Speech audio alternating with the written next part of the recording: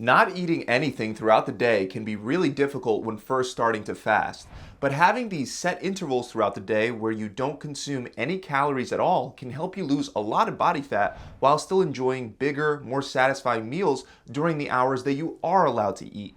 So today, I'd like to go over some of the things that you can do to make fasting or not eating easier to stick to, and this should help you whether you're a beginner or someone that has a lot of experience with fasting. One of the number one tips that you'll hear is to drink coffee. Many people swear that coffee helps them reduce hunger, making it easier to go for longer periods of time without food. And for many people, coffee can be very effective at reducing their appetite. One reason for this is that coffee actually enhances fat burning while sparing muscle and liver glycogen, which means it might take longer to start having sugar cravings.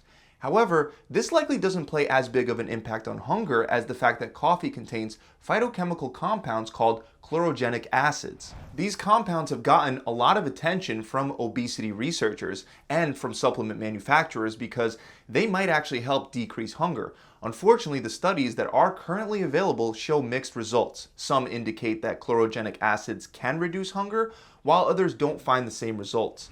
But even if it's not specifically the chlorogenic acids, there may be something else at play that allows coffee to lower appetite for a decent length of time. One meta-analysis, for example, found that coffee could help reduce appetite anywhere from half an hour to 4 hours after consumption. It also found that somewhere between 3 and 4.5 hours after drinking the coffee, the appetite suppressant effect wore off. So you're welcome to try black coffee while fasting since it can help reduce your cravings and overall appetite. Just don't add calories to the coffee in the form of sugar or coffee creamer, as that will temporarily break you out of your fast. Now, one of the most important tips that I feel many people can benefit from is to remember that you can cycle your calories within an intermittent fasting plan. This is so important because it gives you mental breaks and can make fasting much easier to stick to. I mean, think about it for yourself. You might not mind aggressively dieting Monday through Thursday, but when the weekend rolls around and you go out with your friends or your family and you get dinner and drinks, it's a lot harder to be restrictive, and it can even feel like a reduction in your quality of life if you're not allowed to celebrate with food occasionally. Well, calorie cycling allows you to do this. Let's say you need to eat 2,000 calories per day as your target to lose fat. Well, you can instead eat 1,400 calories per day, Monday through Thursday, and then Friday through Sunday you can eat 2,800 calories. Ultimately, at the end of the week, both of these setups should lead to similar amounts of fat loss since the calorie totals for both are 14,000 calories by the end of the week. You would still keep the same feeding and fasting windows each day, but you would alternate the calories within those feeding windows. This way you can burn fat while still having days where you can fully enjoy the food you eat, the size of your meals, and have more room for treats and snacks. Research also supports the fact that cycling calories enhances diet adherence, diet satisfaction, and weight loss compared to continuous calorie restriction. Just keep in mind, even when you have more aggressive days where you cut calories further down, you always want to make sure that you get at least 0.73 grams of protein per pound of body weight. The next tip is pretty simple for most adults with jobs. Just stay busy. It literally helps time go by faster and keeps your mind off of food. Research actually shows that focusing on tasks reduces food cravings. So keep yourself busy and you'll be able to experience another amazing benefit that comes with fasting in terms of your productivity improving. Since you won't be busy eating and you won't be wasting any energy on digestion, when you do adapt to your fasting schedule, you'll find that you're much more focused on the tasks that you need to get done throughout the day. It'll also be very beneficial for you to avoid having food that you don't want to eat laying around in plain sight, especially junk food. Ease of access to food that you don't want to wind up eating is a big deal. There could be a number of things that might happen throughout your day that make you want to binge eat. You might get stressed out, or you might feel let down for whatever reason. And in that split second, you look for something to lift you back up. And once you cave and start eating the things that you know you shouldn't be eating, you justify in your head that you already ruined your diet, so you might as well just fully pig out, which only ends up making things worse. This is why ease of access is so important. It's proven that after you initially start feeling hungry, if you allow a period of time to pass, that hunger will subside. Usually it takes less than 2 hours. So if you don't keep junk food at home, it's that much easier not to eat it because it requires a drive to the grocery store and a whole bunch of time between feeling that onset of hunger and putting the food in your mouth. If you do have junk food in the house, make sure you keep it out of sight during your fast, and the more steps that are needed to get to that junk food, the better. Another thing that can help is to drink more water. This is because water stimulates the stretch receptors in your stomach, and that sends signals to your brain, letting your body know that your stomach is already partially full. If we look at what the majority of studies say on how water impacts hunger, we see it has a significant impact.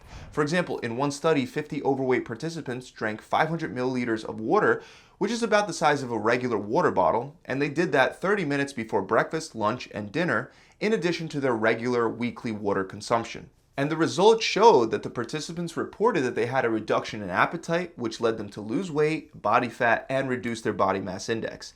It happens to also be important to drink more water during a fast in general. That's because normally you get about 20% of your water intake through food. Eating food throughout the day also naturally makes you thirsty after your meal, and that leads you to drinking even more water. But you won't get all of this if you're fasting, so you should try to compensate for it by actively concentrating on drinking more water throughout the day. Another big tip is to stay consistent with your feeding and fasting windows. One reason many people struggle with fasting is that they do it irregularly. They might fast for 16 hours today, then they eat regular breakfast, lunch, and dinner tomorrow, and then they go back to intermittent fasting the next day. Going back and forth like this will make it much harder because your body adapts to your feeding schedule. So if you eat breakfast every day at the same time, your body will naturally release hunger hormones like ghrelin during that time of the day because it knows that's when you normally eat breakfast. On the other hand, if you stop eating breakfast and lunch and give your body time to adapt, you won't automatically expect food during the times of the day that you normally would eat, or at least not as intensely anymore. So if you want to try fasting, let's say 16 hours per day, make sure you actually stick to that daily. This doesn't stop you from cycling your calories within your feeding window. It just means that you should try to start and break your fast around the same time each day. Obviously 30 minutes or an hour here or there won't make a big difference, but try to keep it relatively consistent.